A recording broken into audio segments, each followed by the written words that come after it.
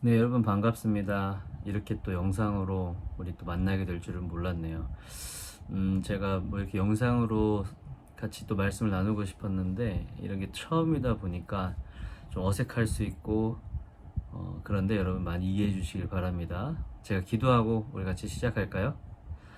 사랑해 주님 감사합니다. 오늘 예배 가운데 함께 하실 주님 기억하여 주시고 우리가 민수기를 통하여 알 수 있는 아버지의 사랑을 깨닫고 돌아갈 수 있는 아름다운 시간 될 수 있도록 하여 주옵소서. 함께 하실 줄 믿사오며 예수님 이름으로 기도합니다. 아멘. 네, 여러분 오래간만에 이렇게 또 영상으로 찾아뵙네요. 사실 오래간만은 아니죠. 네, 두 저번 주인데 제가 좀 멀리 있다 보니까 아무래도 좀 오래간만이다라고 느껴지는 것 같아요. 네. 지금 여기 보시면 제가 말씀 준비하거나 뭐 묵상하거나 공부하는 그런 방이에요. 궁금해 하실까봐 조금 설명을 드리자면, 네. 가끔 이렇게 이 과정 가운데에 그 고양이들이 지나다닐 수도 있어요. 네, 여러분 거기에 시선 뺏기지 마시고 우리 같이 말씀 나누길 바랍니다. 우리 민수기를 통해서 좀 알기를 원하는데 제가 민수기에 대해서 조금 설명을 해드릴게요. 그 전에 일단 그 배경을 조금 알기를 원하는데 이스라엘 백성들은 일단 출애굽을 하면서 그죠? 시내산에서 계속 그 레위기의 이야기를 써내려가요. 그죠? 그리고 성막을 짓고 무너진 예배를 하나하나씩 회복하시는 그 하나님의 섬세하심을 알게 돼요. 그리고 백성들에게 어떻게 해야 거룩하게 사는지 구별되어져서 살 수 있는지에 대해서 가르치고 계세요. 그러고 나서 민수기에 들어와서 이제 하나님의 또 다른 섬세함이 또 드러나는 것들을 볼 수가 있어요. 그리고 민수기에 대해서 보자면 말 그대로 민수기는 백성의 인구 조사를 말해요. 이를 통해서 약속을 이루시는 하나님을 알 수가 있고요. 그리고 민수기를 통해서 이스라엘 백성들의 그런 상태 이런 것들을 한마디로 표현을 하자면 투덜이들이라고 볼 수가 있어요. 네. 이런 투덜이들 사이 가운데에 어떻게 하나님이 임하시는지 그리고 그 하나님이 얼만큼 이들을 사랑하시는지 그것을 알 수 있을 것 같습니다. 처음으로 우리가 살펴보고 싶은 거는 시내산에서 가나안으로 이끄시는 하나님의 그 과정이라고 볼 수가 있어요. 그래서 우리가 알다시피 구름 기둥, 그다음에 불 기둥 이런 것들로 인해서 계속 이스라엘 백성들을 이끄시고 백성들의 불평 불만으로 인해서 38년, 그러니까 총 출애굽을 한 순간부터 따지게 되면 총 40년, 그죠? 이렇게 훈련되어지는 과정들을 볼 수가 있어요. 다시 출애굽기 19장에서 민수기 10장까지 계속 그 시내산이란 곳에서 계속 머물게 되는 거예요. 예, 그런 과정의 이야기들인데 이때 인구를 조사를 해요. 모세를 통해서 인구를 조사를 하는데 20세 이상 장정들, 그러니까 20세 이상 장정이라고 하면 20세 이상 남자들만 계수한 거거든요. 그게 바로 60만 명이 넘는데요. 그러면 총 여자 그리고 노인 아이들 이렇게 다 따지면 무려 250만 명이 넘는다라고 추정을 하고 있어요. 근데 그 중에 포함이 안 된 인구가 있어요. 그게 바로 누구냐? 바로 레위 지파예요. 레위는 야곱의 셋째 아들인데 인원수에 포함이 되어 있지가 않아요. 그들은 구별되어진 지파라고 볼 수가 있어요. 네, 지금 테이블이 흔들리고 있네요. 여기 지금 인사 좀 해. 자, 이렇게. 네, 지나가네요. 네. 네, 이런 경우가 있어요, 여러분. 이해해 주세요. 네. 여러분들 웃고 넘어가면 너무 좋죠. 자, 그래서 다시 돌아와서 이것을 봤을 때 왜 레위 지파는 하나님이 포함시키지 않았냐라는 것들을 보게 되면 하나님은 이런 레위 지파는 결국에는 구별되어진 지파, 다시 말하면 우리가 지난번에 같이 나눴었죠. 구별되어졌다라는 것은 뭐냐면 거룩하게 사는 사람들을 표현을 해요. 물론 모든 이스라엘 백성들은 다 그런 애굽의 문화 때문에 많이들 좀 혼란스러워진 그런 신앙을 가지고 있었지만 하나님은 그 와중에도 이 레위 지파를 통해서 거룩한 자들을 따로 구별하신다라는 얘기예요. 다시 말하면 거룩한 자들을 특별하게 여기시기 때문에 인원수에 포함을 시키지 않는 거예요. 나중에 전쟁이나 어떠한 일들이 일어났을 때 레위 지파들은 따로 빼내어서 계속 그들의 거룩함을 유지하고 그 다음에 거룩한 하나님을 계속 찬양하는 그런 사람들을 계속 특별히 아끼고 두신다라는 얘기죠. 우리가 이걸 봤을 때 뭐냐면 우리 뭘 할 수가 있냐면 하나님은 결국에는 거룩하게 된 자들, 그러니까 거룩해지는 사람들, 그 사람들 특별히 여기시고 그 자들과 함께 그런 사람들과 함께 하기를 원하신다라는 것들을 또 볼 수가 있어요. 우리가 바로 그런 사람들이 돼야 될 것 같아요.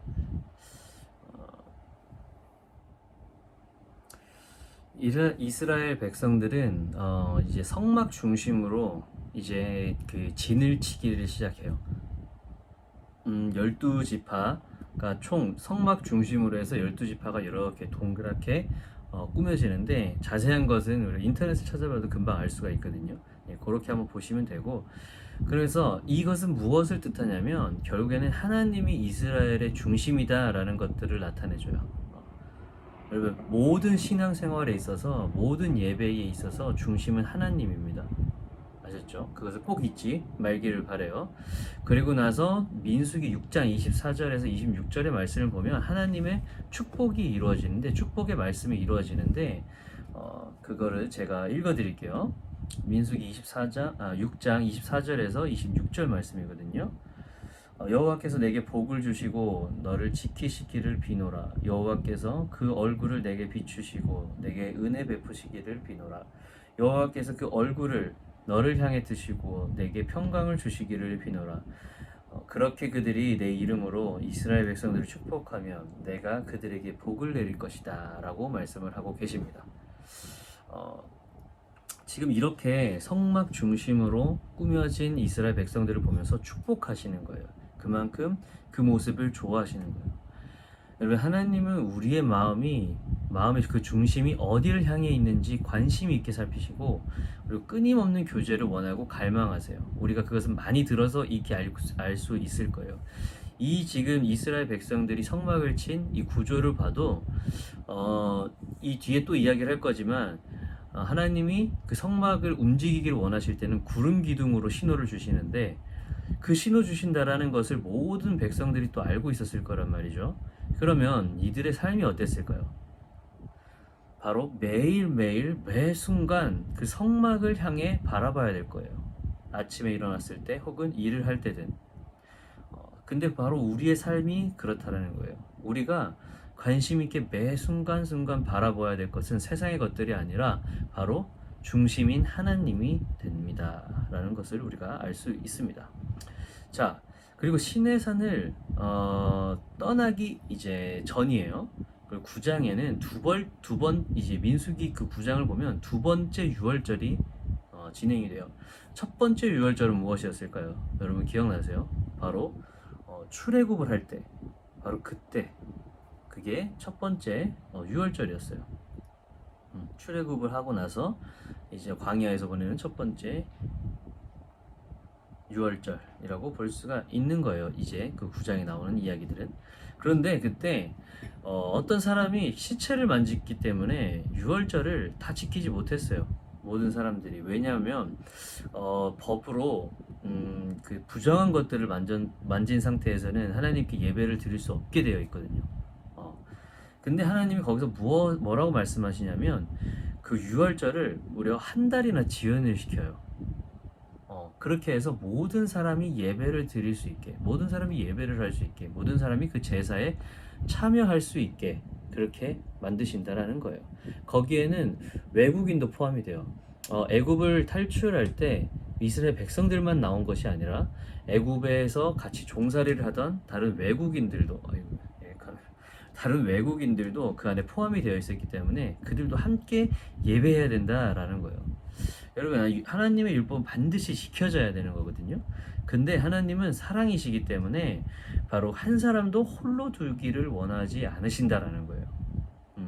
비록 그게 이방인들, 즉 예배할 수 없는 사람들, 어떤 부정을 저지른 사람들, 예배할 수 없는 사람들이라 할지라도 홀로 두지 않으신다라는 거예요. 여러분 그 사실을 꼭 기억하시길 바랍니다. 네. 우리 고양이들이 미쳐 날뛰고 있어요. 지금 이제 아까 계속 잠들고 있었는데 제가 시끄럽게 해서 깼는지 네. 계속 보도록 할게요. 자, 여러분 구름 기둥은 출발 신호라고 제가 아까 말씀을 드렸죠. 그죠? 보통은 이제 출발을 할 때 언약궤가 이제 먼저 출발을 해요. 언약궤는 이제 하나님이 이제 임하시는 곳이다라고 생각을 하시면 되는데 그것을 보고 이제 모세가 기도를 하는데 어떨 때 이제 기도를 했느냐면 모세가 그 언약궤가 출발할 때 기도하고 멈춰선 곳에서 또 기도를 하고 네, 이런 식으로 진행을 했어요. 민수기 10장 35절에서 36절을 보면 알 수가 있거든요. 제가 한번 읽어드릴게요. 자, 언약궤가 길을 떠날 때마다 모세가 이렇게 말했습니다. 여호와여 일어나소서. 당신 앞에 당신의 원수들이 흩어지고 당신의 적들이 달아나게 하소서. 그리고 쉴 때마다 이렇게 말했습니다. 여호와여 천만 이스라엘 사람에게로 돌아오소서. 네, 아멘. 모세의 기도는요, 여러분, 우리가 삶을 살아갈 때 꼭 기억해야 될 그런 기도인 것 같아요. 지금 보면은 여기에 당신의 적들이라고 말을 하는데 이 말은 결국 적이라는 것들은 내 눈앞에 보이는 거예요. 그렇죠? 하지만 그 적들을 모두 하나님께 맡기는 거예요. 모든 결정은 결국 하나님의 손에 의해서 결정이 된다라는 의미를 담고 있는 거죠. 그러니까 여러분 우리 두려워하지 말고 하나님께 모든 일을 맡기면서 담대히 나아가기를 바랍니다. 네. 자, 이렇게 너무 은혜롭게 시작이 되면 너무나도 좋은데 바로 11장에 들어가면서부터 백성들의 불만이 시작돼요. 하나님께서 주신 그런 만나, 네, 이게 지금 성경에 보면은 이 만나는 약간 고수 비슷한 뭐 그런 거라고 하더라고요. 그것을 막 반죽을 하고 막 으깨가지고 음식을 만들어 먹는데 이거에 의해서 불평이 일어나는 거예요. 왜냐하면 백성들이 고기를 먹지 못했거든요. 그러니까 그거에 대해서 우리가 왜 여기까지 나와서 이렇게 막 고기도 못 먹고 막 이렇게 불만을 막 계속 토로하자 모세도 정말 거기서 화가 났고 좀 언짢았어요. 네. 그래서 뭐라고 얘기하냐면 11장 11절에 보면 모세가 여호와께 말했습니다. 왜 주께서는 주의 종을 괴롭히십니까? 왜 제가 주의 은총을 받지 못하며 주께서는 이 모든 백성의 짐을 다 저에게 지우십니까? 그러면서 이렇게 이야기를 하죠. 12절에 이 모든 백성들을 제가 낳았습니까? 제가 저들을 낳았습니까? 내가 왜 유모처럼 그렇게 합니까? 자, 이렇게 이야기를 해요. 그러고 나서 또 불평을 하죠. 모세도 사실 불평을 하고 있어요. 어떻게 보면 원망을 하고 있어요. 그러고 나서 13절에 들어와서 제가 고기를 어디서 구해서 이 백성들에게 줍니까? 네? 그러니까 고기를 계속 내달라고 울어댑니다. 라고 이야기를 해요. 네. 그러니까 저는 혼자 이것을 다 감당할 수가 없습니다. 14절에 저는 그들이 제게는 너무 벅찹니다. 그러니까 15절에 오히려 어떻게 이야기를 하냐면 주께서 제게 이렇게 하시겠다면 제발 저를 불쌍히 여겨서 차라리 죽게 해주세요. 그래서 이 모든 광경을 보지 못하게 해주세요. 라고 이야기를 하는 거예요. 그런데 이제 하나님께서 거기에서 또 바로 뭐라고 하지 않으시고 또 어떻게 말씀하시냐면 참 사랑의 하나님인 것 같아요. 이런 거 보면 또 뭐라고 말씀하시냐면 16절에 이렇게 나와요. 너의 백성 나이 든 사람들 가운데서 장로를 뽑으라. 그래서 70명을 내게로 데려와라. 이렇게 이야기를 해요. 그래서 여러분 70인의 장로를 세워서 모세의 짐을 덜어주시는 하나님을 볼 수가 있어요. 그 모든 불평, 불만 가운데서도 은혜로 화답하시는 하나님의 사랑을 볼 수가 있는 거죠. 하지만 하나님은 결국에는 그 불평, 불만을 갖고 있는 자들에게 책임은 져주세요. 그 모든 것들의 은혜는 베푸시지만 용서도 해주실 수 있으시지만 그 죄에 대한 어떤 책임은 질 수밖에 없게 말씀하신다라는 것. 그 뒤를 보면 알 수 있거든요. 뭐라고 말씀하시냐면 지금 너희들에게 18절에는 어쨌든 내가 고기를 먹일 거야. 하지만 근데 그게 1일, 2일, 5일, 10일, 20일이 아니라 코에 넘쳐서 역겨워질 때까지 한 달 동안 먹을 거야. 왜냐하면 너희들이 불평, 불만을 토로했기 때문이야 라고 이야기를 해요. 근데 또 모세는 또 여기서 또 너무 놀랍게도 뭐라고 이야기를 하냐면, 아니 사람이 60만 명인데, 그러니까 장정만 60만 명인데 그 고기를 다 어디서, 그리고 한 달 내내 그것을 먹겠다라고 이야기를 하냐고. 그리고 양떼나 소떼를 다 잡고 모든 물고기를 다 모아도 그들에게 충분하겠습니까? 이러니까 하나님이 약간 여기서 화를 내시죠. 여호와께서 모세에게 말씀하셨습니다. 23절이에요. 여호와의 손이 그렇게 짧으냐? 내가 말한 대로 되는지 안 되는지 네가 보게 될 것이다 라고 말씀하세요. 여러분, 지금 이것을 보면은 참 그 뒤에 놀라운 일이 일어나는데, 결국엔 하나님이 고기를 준비해 주시고, 그리고 그 고기를 보고 이제 백성들이 기뻐하겠죠. 당연히 우와 고기다 그러면서 고기다 그러면서 이제 막 먹겠죠. 근데 이 메추라기가 사실은 새예요. 새인데 이게 어떻게 잡혔겠는지는 뭐 자세히 기록이 되어 있는지 모르겠어요. 기록이 되어 있지 않은데 근데 지금 보면은 그냥 쌓이게 했다라고 했거든요. 31절에 2규빗 정도가 굉장히 높게 쌓였다. 이게 2규빗이 한 30m 정도라고 볼 수가 있다라고 하더라고요. 근데 여기 보면은 여호와께서 31절에 바람이 일어 메추라기를 바다에서 몰고 와 진 그 성막 있죠. 그 진 둘레 사방으로 하루길 되는 면적에 높이가 무려 2규빗 높이로 쌓이게 했다라고 했어요. 그러니까 그냥 가다가 후두두둑 떨어져서 메추라기가 쌓였다라고 볼 수도 있겠죠. 이런 것들을 보고 너무 놀랍다. 사람들이 놀라워가지고 와 신나서 그것을 막 열심히 먹었어요. 먹었는데 안타깝게도 그 먹던 사람들 모두가 죽임을 당하게 돼요. 이걸 보고 좀 너무 잔인하지 않은가 싶기도 잔인하지 않은가라고 생각할 수도 있지만 결국 하나님은 이런 불평 불만을 통해서도 다 이루어 주세요. 하지만 거기에 대한 책임이 따른다라는 거죠. 무엇보다 하나님께, 그리고 그 하나님을 대변하는 그 모세, 그 리더를 두려워하지 않은 죄의 결과라고 볼 수가 있는 것 같아요. 여러분, 하나님을 두려워한다라는 얘기는 하나님이 막 너무 무서운 존재야 이런 게 아니라, 하나님께서는 이렇게도 하실 수 있다라는 것들을 꼭 생각을 잊지 않는 우리가 되기를 바랍니다. 그래서 하나님께 불평, 불만 그런 것들에 대해서 토로를 할 때 우리가 조금 더 지혜롭게, 그리고 하나님을 조금 더 신뢰하는 마음으로 아버지께 다가가야 되지 않나라는 생각을 하게 됩니다. 우리가 그렇게 되기를 원합니다. 자, 드디어 민수기 13장으로 들어오게 됩니다. 13장에는 여러분 가데스 바냐라는 곳에서 이제 도착한 이야기를 다루고 있는데, 여러분 그 이름 한번 들어보셨을지도 몰라요. 이게 보통 그냥 시내산과 가나안 가운데 한 열흘 거리라고 볼 수가 있어요. 여기에서 이제 어떤 일이 일어나느냐, 가나안 정탐꾼 12명의 이야기가 진행이 돼요. 그 안에는 여러 사람이 있었는데 그 사람들의 이름이 여기 다 나와 있기는 하지만, 성경에 다 나와 있긴 해요. 13장에 그 중에 유명한 두 사람이 있어요. 그게 바로 누굴까요? 여호수아와 갈렙을 갈렙이라는 것을 우리가 알 수가 있어요.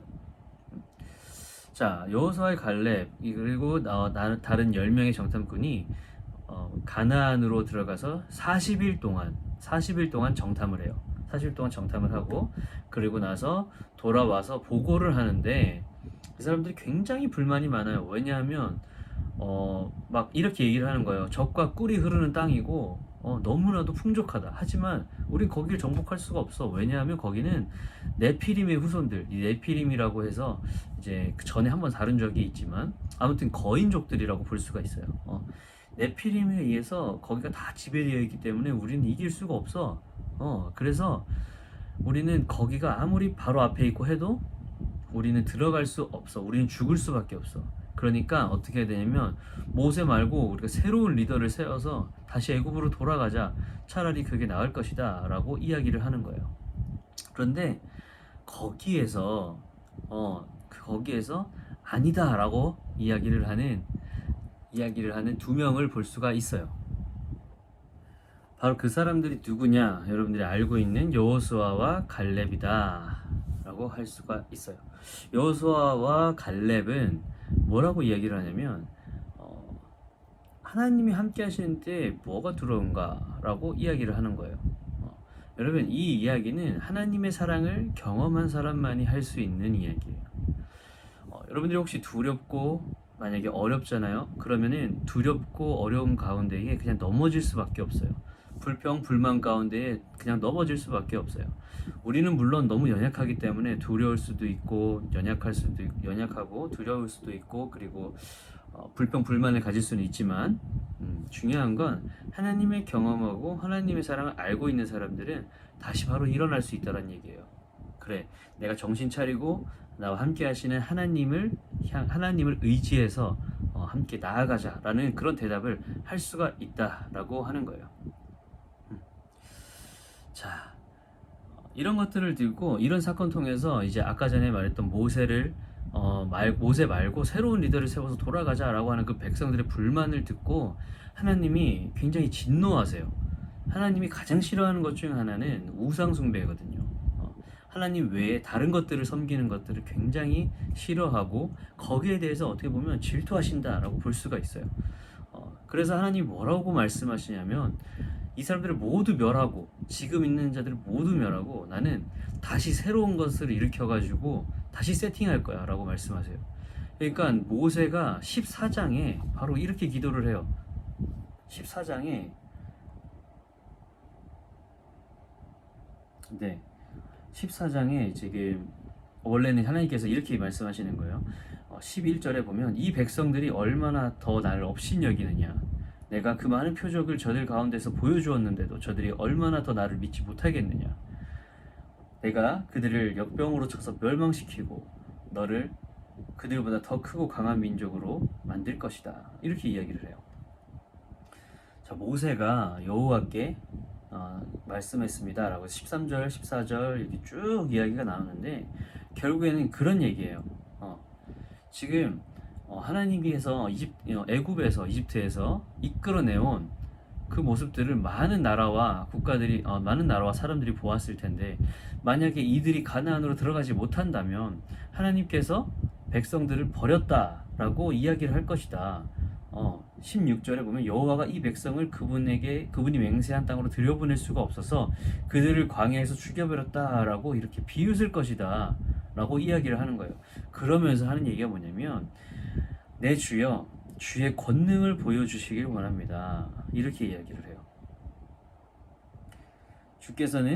여호와는 이렇게 그러면서 주께서는 이렇게 말씀하셨습니다. 18절에 여호와는 노하기를 더디하시고 자비가 많으시고 죄와 허물을 용서하시는 분이시다. 그러나 죄 있는 사람은 결코 능히 용서하는 일이 없으시며 그 조상의 죄로 인해 자식들에게 갚아 3대까지 가게 하신다. 주께서 이 백성이 이집트에서 떠난 그때부터 지금까지 이들을 용서해 주신 것처럼 주의 크신 사랑을 따라 이들의 죄를 용서해 주시길 바랍니다 라고 이야기를 해요. 이 기도에 하나님은 감동받아서 네가 말한 대로 그들을 용서하겠다 라고 말씀하세요. 근데 하지만 이라면서 또 말씀을 하세요.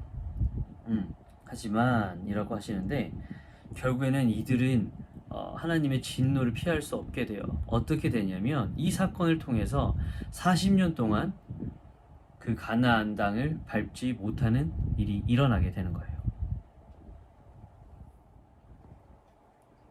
이렇게 말씀하시면서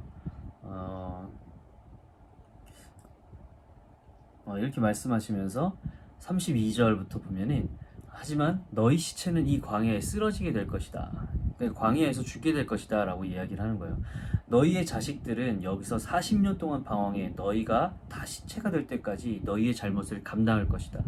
그러니까 1세대들이 잘못한 이 거역과 이 불만들이 다 2세대에게 물려받은 거예요. 그래서 40년 동안 들어가지 못하는 거예요.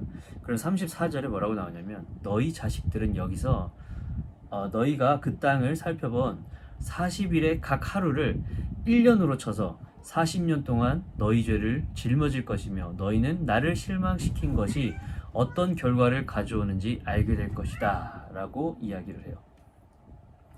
결국에는 그리고 그 뒤에 이야기를 하실 때 뭐라고 이야기하시냐면 여호수아와 갈렙을 제외한 나머지 사람들은 다 죽을 것이다 라고 이야기를 하는 거예요. 자, 진노하시는 하나님에 대해서 볼 수가 있어요. 자, 근데 여기서 끝나면 너무 좋은데 백성들의 불만은 끝나지가 않아요. 여러분, 출애굽기 17장에 물이 없어가지고 반석에서 물을 냈던 사건이 있거든요. 그때 이미 한번 물을 냈었어요, 모세가. 바위에게 이야기를 해서. 자, 근데 민수기 20장에 들어와서 다시 불만을 하기 시작해요. 민수기 20장에 와서 뭐라고 불만을 하냐면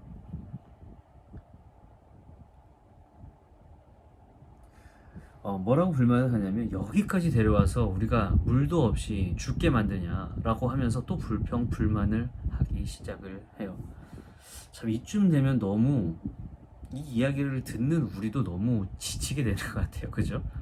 너무 지쳐버려요. 근데 모세도 마찬가지였어요. 이 이야기를 듣고 너무나도 지쳐버렸어요. 그래서 지친 기색이 여력한 그 모세도 물론 어쨌든 할 수 있는 방법이 없으니까 하나님께 말씀을 드리죠. 하나님, 이렇게 불평을 합니다. 물을 주셔야 될 것 같습니다. 그러니까 하나님은 뭐라고 했냐면 반석에게 명령해라. 반석에게 물이 나오도록 명령해라 라고 했는데 모세가 자 봐라, 니네가 이토록 원하는 물이다 라고 하면서 모세의 지팡이로 반석을 2번 내리쳐요. 여러분, 이게 왜 아주 큰 사건이냐 라고 볼 수 있냐면, 여러분, 이 사건으로 모세도 그 옆에 있던 아론까지도 가나안 땅에 들어가지 못하게 돼요. 이것을 보면서 뭘 알 수가 있냐면, 여러분, 모세는 하나님을 대변하는 자예요. 하나님을 대변하는 자. 그죠? 다시 말하면 그런 어떤 사람들은 이제 모세의 그 지팡이에 집중되어 있어요. 모세가 하는 행동에 모든 것들이 집중되어 있다는 얘기예요. 그 얘기는 뭐냐면 모세가 하는 그 행동 하나하나가 다 하나님이 하시는 일이에요. 그런데 모세가 한 그 행동은 하나님께서 하신 일이 아니에요. 결국에는 자기 의가 들어가 있는 일을 하게 됐다라는 거죠. 이걸 조금 더 쉽게 표현을 하자면 12절에 보게 되면 이런 이야기가 나와요.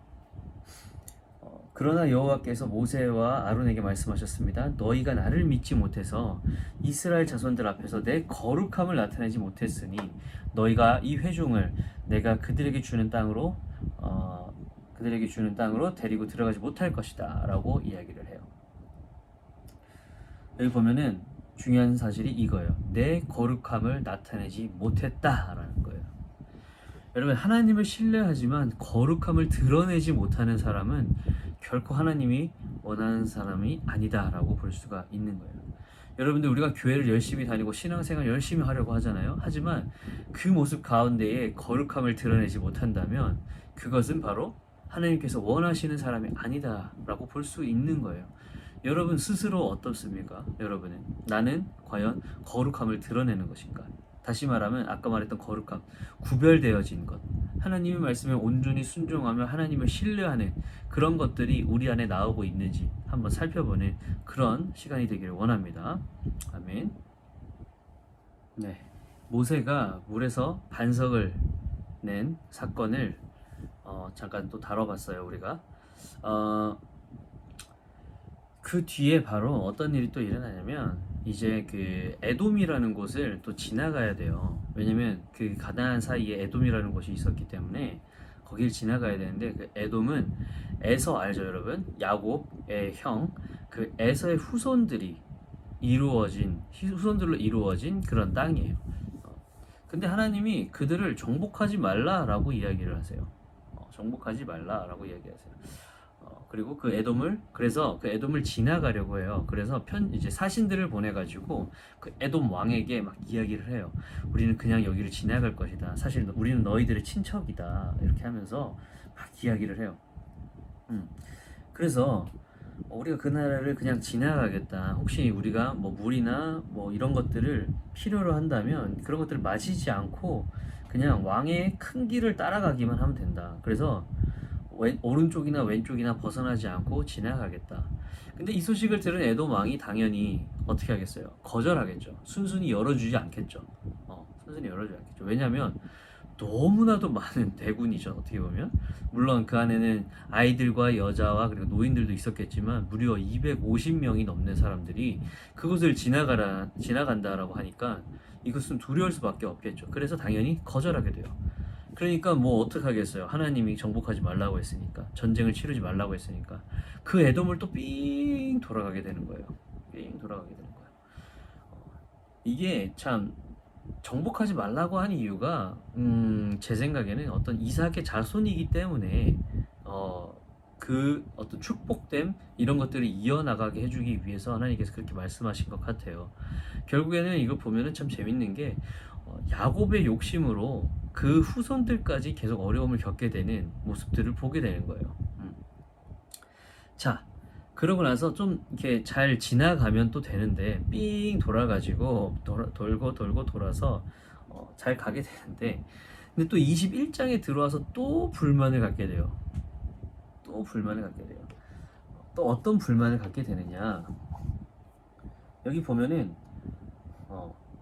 5절에 보면 21장 5절에 보면 그들이 하나님과 모세에 대항해 말했습니다. 자, 왜 당신은 우리를 이집트에서 데리고 나와 광야에서 죽게 만듭니까? 빵도 없고 물도 없습니다. 그리고 우리는 이 형편없는 음식이 이제 지긋지긋합니다 라고 이야기를 해요. 그러니까 하나님의 섭리가 이제는 더 이상 지긋지긋하다라고 이야기를 해요. 야, 이게 그 전에 그 진노하심들을 여러 가지를 겪었음에도 불구하고 이렇게까지 할 수 있는 거는, 이건 뭐 용기인가요? 네, 너무나도 좀 놀라운 일인 것 같은데, 아무튼 그래서 하나님께서 또 진노하시죠.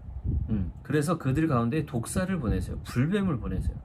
그래서 많은 사람들이 그것에 불려서 죽게 돼요. 그러니까 모세가 또 이들을 또 그냥 버릴 수가 없으니까 어떻게 해요? 또 기도를 하게 되는 거예요. 모세가 또 기도를 해요.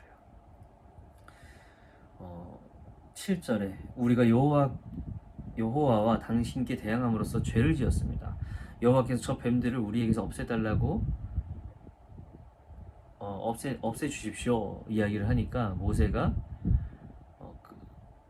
이렇게 백성들이 이야기를 했고, 이 기도를 모세가 하나님께 말씀드리죠. 그러니까 하나님께서 뭐라고 말씀하시냐면 뱀을 만들어라. 뱀을 만들어서 높게 세워라. 그래서 뱀을 물린 사람들이 그것을 쳐다볼 때마다 살 것이다 라고 이야기를 해요. 이거 바로 이제 요한복음에 대한 이야기를 또 볼 수가 있어요. 이게 무슨 말이냐면 노뱀이라는 것은 결국 예수 그리스도를 상징을 해요. 그래서 인자가 그러니까 그때 광야에서 모세가 노뱀을 든 것 같이 인자도 그것에 노뱀처럼 들려야 될 것이다 라고 요한복음 3장 14절에서 15절에 이야기가 나와요. 그러니까 그 노뱀을 봤을 때 살아났던 것처럼 사람들이 예수님께서 말씀하신 건 바로 이거거든요. 죽을 수밖에 없었지만 그 예수를 바라보고 신뢰했을 때 결국 죽을 수밖에 없었던 우리는 살아날 것이다 라는 것들을 이야기를 해줘요. 여러분, 인간은 연약하기에, 아까도 얘기했지만 연약하기에 불평과 불만을 말할 수는 있어요. 하지만 다시 고개를 들어서 하나님을 바라봐야 되고 회복되어야 돼요. 네. 그렇게 되면 우리가 하나님 앞에 다시 또 설 수 있는 자들로 나아갈 수 있다라는 거예요. 여러분, 이제 요단 그 동쪽 땅을 주세요. 여기가 이제 시내산이었고 가나안이었고 여기가 에돔이었으면 이렇게 돌아가지고 여기에 정착하게 되는 거거든요. 그럼 여기에서 결국에는 자리를 잡게 돼요. 이게 이제 이스라엘 백성들의 첫 땅이 생기게 된 거예요. 근데 이 소식을 모압이라는 곳의 왕이 듣게 돼요. 모압의 왕 누구? 이름이 발락이라는 왕이 듣게 되는데, 이제 두려운 나머지 어떻게 하냐면 이스라엘 백성들이 자신들을 언제 칠지 모른다라고 이제 오해를 하게 되는 거예요. 그래서 한 선지자를 찾아가요. 선지자 발람이라는 것이에요. 그러니까 모압 왕의 이름은 발락이고 이 선지자 이름은 발람이에요. 여러분 헷갈리시면 안 돼요. 그래서 찾아가서 무엇을 이야기하냐면 저주를 퍼붓기를 요청을 해요. 22장에 나온 얘기예요. 저주를 퍼부어라. 내가 이만큼 어떤 이 재산을 주겠다라고 하면서 이야기를 하게 돼요. 자, 근데 이 발람은 사실은 선지자라고 표현이 되어 있지만 좀 주술사에 가까워요. 주술사에 가까운 것 같아요. 여러 신을 섬기지만 그 중에서도 하나님을 또 같이 또 섬기는 또 그런 사람인 것 같아요. 그래서 발람은 결국엔 뭐라고 이야기를 하냐면 8절, 8절 그리고 19절 이렇게 두 번씩 이야기를 하는데 이렇게 저주를 좀 퍼부어주세요라고 모압 왕의 이제 사신들이 그렇게 이야기를 하자 발람이 그러면 내가 하나님께 여쭤볼 테니까 너희들은 돌아가라 이게 아니고요 너희들은 여기서 하루를 거해라 라고 이야기를 해요. 이 이야기는 뭐냐면 무언가 그 마음 가운데에 하나님 중심이 아니었다라는 것들을 볼 수가 있어요. 무언가 다른 이유가 있다. 그게 바로 뭐였냐면 물질이었어요. 물질. 그래서 그렇게 이야기를 하는데 하나님께서 너는 그들을 따라가지 마라 라고 이야기를 하세요. 근데 여기서 선지자 발람은 뭐라고 하냐면 그 말씀을 그대로 듣고 가가지고 이야기를 해요. 하나님께서 가지 말라고 하신다. 그러니까 이제 모압 왕이 어떻게 하냐면 더 높은 사람들을 불러가지고 발람에게 찾아와서 또 더 많은 재물로 또 얘기를 해요. 근데 하나님께서 처음에 이미 뭐라고 말씀하셨어요? 가지 말라고 하셨단 말이에요. 근데 발람은 그것을 두고 또 그 물질을 보고 뭐라고 이야기를 하냐면 19절에 너희들 또 여기에서 하룻밤 묵어봐라. 내가 또 기도해보겠다라고 이야기를 해요. 그러니까 하나님이 두려운 거는 맞아. 하나님이 두려운데 혹시나 싶은 마음에 또 기도를 하게 되는 거예요. 여러분, 우리가 신앙생활함에 있어서 하나님이 두려우면 두려운 채로 우리가 알고 있어야 되는데 하나님과 타협하려고 하고 있는 나의 모습을 보고 있지는 않은지 여러분들 그런 모습들이 있지는 않은지 한번 생각해 봤으면 좋겠어요. 자, 그래서 결국에는 하나님 뭐라고 말씀하시냐면 따라가라. 하지만 내가 한 말만 너는 하게 될 것이다 라고 이야기를 하게 돼요. 그러면서 이제 말을 타고 이제 나름대로 신났겠죠. 발람은 출발하는데 그죠? 그러니까 하나님의 명령도 어기지 않고 재물까지 얻을 수 있었으니 일석이조잖아요. 네, 얼마나 신났겠어요. 그러고 나서 떠나는데 아니 나귀가 갑자기 가다가 말아요. 길을 더 걷지 않아. 그래서 막 채찍질을 해요. 3번씩이나. 왜 안 가? 멍청한 나귀 이러면서. 그러니까 하나님이 나귀의 입을 열게 하셨어요. 여러분 이게 바로 성경 최초로 입을 열어 동물의 입을 열어서 말씀하게 하시는 하나님의 권능을 보게 되는 장면 중 하나예요. 그러니까 나귀가 뭐라고 하냐면 아니 내가 무슨 잘못을 했길래 나를 이렇게 치느냐. 앞에 봐라. 하나님의 사자가 여호와의 사자가 저렇게 칼을 들고 우리를 죽이려고 서 있는데 내가 어떻게 가게 되느냐. 그러자 발람이 눈을 뜨게 되고 바로 그 장면을 목격하게 되는 거예요. 그러면서 너는 이제 가서 하나님께서 말씀하셨듯이 하나님의 명령, 하나님께서 말씀하신 그 음성대로만 말하게 될 것이다 라고 이야기를 해요. 물론 그 전에 그 모습을 보고 발람이 벌벌 떨면서 제가 지금이라도 돌아갈까요? 라고 이야기를 하거든요. 하지만 가서 시키는 대로만 해 이야기를 하게 되죠. 그래서 결국에는 발람은 자신의 욕심에 의해서 하나님의 그런 도구로만 사용되어지는 모습을 볼 수가 있어요. 이 모습을 봤을 때 참 저는 제 모습을 보게 됐는데 나는 두 가지 마음으로 하나님을 찬양하고 있지는 않았나 라는 모습을 보게 됐어요. 그래서 내가 아무리 마음 가운데 하나님이 없어도 억지로라도 찬양을 하게 되고 찬양 인도를 하게 되면 나는 그래도 괜찮은 줄 알았지만 결국에는 그 모습을 통해서 하나님은 역사는 하시지만 나는 진노를 받을 수도 있겠구나 라는 생각을 또 들게 되었어요. 그래서 결국에는 발람은 이제 저주를 퍼부으려고 했던 건지는 모르겠지만 이제 모압 왕이 시키는 대로 그 자리에 올라가서 이스라엘 백성들을 향해서 무언가를 이야기를 하죠. 근데 발람의 입에서 나온 소리들은 모두 너무나도 놀라웠던 것들이었어요. 바로 축복이었어요.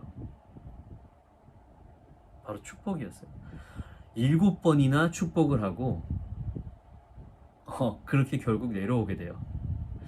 그러니까 모압 왕과 그 옆에 있었던 신하들은 너무나도 어이가 없었겠죠. 너무나도 두려웠겠죠.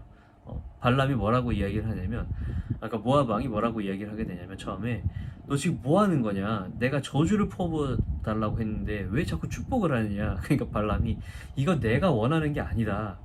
이거는 하나님께서 하시는 일이다. 그러니까 내가 뭐 어떻게 할 수 있겠냐? 그러면서 7번이나 축복을 해요. 그러니까 오히려 이스라엘 백성들은 그 위기 가운데서 더 축복을 얻게 되는 사건이 일어나게 되는 거예요. 근데 이 발람이 거기서라도 깨닫고 좀 기도하고 회개했으면 너무나도 좋은데, 발람이 이제 아이디어를 제시를 해요. 미인계를 이용하는 거예요. 모압에 있는 미인들을 이용해서 백성들을 현혹시키고 결국에는 이방신이 제사하는 곳에 참여를 시키게 돼요. 그 결과 나중에 발람은 이제 또 죽게 되고, 죽게 되는데, 이건 좀 나중에 죽게 되거든요. 아무튼 이방 제사를 하는 곳에 참여시키는 그 모든 백성들, 그 백성들이 이제 하나님께 진노에 의해서 누구를 통해서 그 진노를 진행을 하시냐면, 아론의 손자 비느하스라는 인물을 통해서 음행한 백성들을 처단하게 해요. 근데 그 수가 무려 24,000명이나 돼요. 24,000명. 하나님은 여러분 죄에 대해서 용서해 주시지만 그 심판의 대가는 반드시 이루신다라는 거예요. 그게 하나님의 때가 있는 것 같아요. 심판의, 죄에 대한 심판. 하나님의 때가 있는 것 같은데 그게 언젠지는 모르는 것 같아요. 저도 많은 인생을 살아보지는 않았지만, 내가 가끔 어떤 어려운 일을 겪거나 어떤 힘든 일을 겪거나 이런 어떤 시험이 다가올 때 제 과거에 있었던 죄악들이 생각이 나더라고요. 이게 바로 하나님께서 말씀하신 그 죄에 대한 책임이 아닌가라는 것들을 좀 다시 한번 느끼게 되는 순간이었던 것 같아요. 그래서 결국에는 1세대들이 이제 모두 이제 죽게 되는 거예요. 이런저런 사건을 통해서 1세대들이 모두 죽고, 가나안 이제 근처에 다다라요. 그래서 거기에서 하나님이 2차 인구 조사를 진행하게 되세요. 근데 너무나도 하나님의 그 섬세하심, 너무나도 아름다우심을 또 느낄 수 있는 장면이 하나가 있는데, 그 인원수를 세었을 때 60만 명이 또 넘는 인구로 다시 회복되어졌다라는 거예요. 회복되어졌다라는 것. 어떻게 보면 그 중간에 많은 사람들이 죽어나갔지만 하나님이 더욱더 풍성하게 또 채우셨다라고 또 볼 수 있는 거예요. 하나님은 1세대가 모두 죽고 2세대만 들어갈 수 있을 것이다 라고 이야기를 하셨는데, 그 명수에 대해서, 그 인구에 대해서는 전혀 변함이 없는 것들을 볼 수가 있는 거예요. 그러니까 계속 하나님께서 컨트롤 하신 거예요. 계속 컨트롤 하시면서 하나님의 백성으로 키워가는 그 모습들을 볼 수 있는 거예요. 늘 흔들리고 여러분 불평 불만 가득한 백성들이었지만 하나님의 방법으로 다시 회복시키시는 하나님을 볼 수가 있다라는 거예요. 제가 계속 반복해서 말씀드리지만 우리가 불평 불만으로 인해서 넘어질 수 있고 쓰러질 수는 있어요. 하지만 또 하나님께서 그 죄에 대한 대가를 우리에게 또 주실 수 있지만, 중요한 것은 뭐냐면 하나님께서는 다시 회복시키신다라는 거예요. 다시 힘을 내어 가나안으로 들어갈 수 있게 힘을 주신다라는 거예요. 여러분, 우리는 이스라엘 백성과 사실은 다를 바가 없어요. 만약 여러분 그래도 내가 저 사람들보다는 좀 낫다, 불평 불만은 좀 적어 보인다 라고 이야기할 수 있겠지만, 바로 그 이야기조차 사실은 하나님 앞에 부족한 생각이라고 볼 수가 있어요. 이 생각부터 자체가 그들과 다를 바가 없다라는 증거가 되기 때문이에요. 여러분들, 말씀을 의지하고 그저 막막할 때 하나님을 바라보고 그 하나님께서 주시는 그 은혜로 우리의 삶을 이끄신다라는 것들을 누리면서 살아가는 우리 그런 청년 학생회가 되기를 원합니다. 아멘. 같이 기도하시겠습니다. 사랑해 주님 감사합니다. 오늘 민수기를 통하여서 끊임없이 역사하시는, 끊임없이 사랑하시는 하나님을 느끼며 나아갑니다. 하나님, 이 말씀 가운데에 우리에게 중요한 메시지를 허락하여 주시고 아버지를 신뢰함으로써 한 걸음씩 나아갈 수 있는 우리 주님의 자녀들 될 수 있도록 하여 주시옵소서. 함께 하실 줄 믿사하며 예수 그리스도의 이름으로 기도합니다. 아멘. 우리 하나님께 영광의 박수를 올리며 나아갑니다. 아멘. 감사합니다.